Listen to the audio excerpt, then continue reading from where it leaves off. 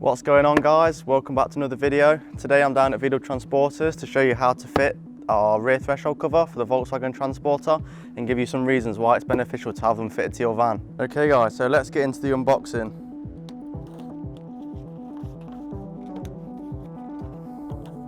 So you'll have your threshold cover.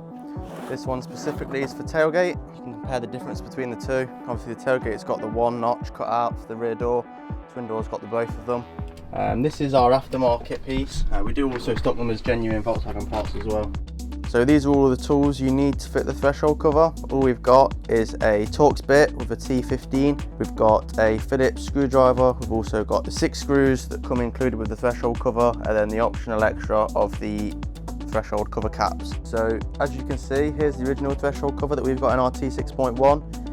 It's much shorter than our aftermarket version. There's already some scratches starting to appear on the back of here where things have been taken in and out, but by fitting our threshold cover, that won't be happening anymore.